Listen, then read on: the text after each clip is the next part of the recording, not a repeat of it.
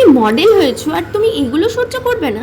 তাহলে তুমি কিসের মডেল গো? হ্যাঁ, এই চোখের তলায় কালি, চুল পড়া, বারবার হেয়ার ট্রিটমেন্ট করেও তোমার হেয়ার ঠিক হবে না, স্কিন ডাল হয়ে যাবা, কন্টিনিউ শ্যুট থাকলে শরীর খারাপ হওয়া, বডি পেন, ব্যাক পেন, এগুলো তোমার তো উপরি পাওনা, এগুলো তো আছেই। হ্যাঁ, তো কই বাত নেই, এগুলো সব পিছনে ঠেলে ফেলে রেখে তোমরা এগিয়ে যাও, ভালো ভালো কাজ করো। কিন্তু জানো তো, অনেকের ভালো কাজ দেখি না লোকের সহ্য হয় না, কিন্তু লোকে জানে না যে এটা হচ্ছে ডিজিটাল সোশ্যাল মিডিয়া, সবাই বুঝতে পারে। কিন্তু তোমাদের যদি, সবাইকে বলছি, সবারই সবার ভালো কাজকে একটু লাইক কমেন্ট শেয়ার দিয়ে এগিয়ে দাও, এটাই করে পাশে থাকো, দেখবে তোমারও হবে।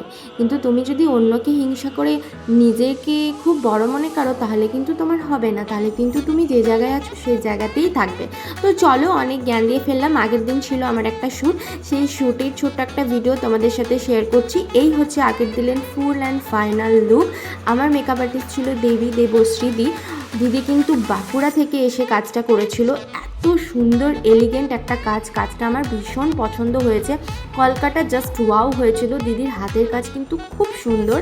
আর স্টুডিও ছিল T4 স্টুডিও। আর এই কালেকশানটা যেটা তোমরা দেখছো, এটা কিন্তু নতুন কালেকশান। তোমরা অবশ্যই সায়ন পালের সাথে কন্ট্যাক্ট করো, খুব ভালো কালেকশান এসছে, খুব ভালো কালেকশান আছে।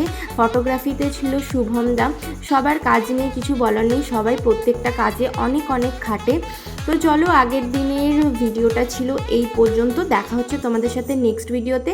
সো টাটা, বাই বাই, সবাই ভালো থেকো।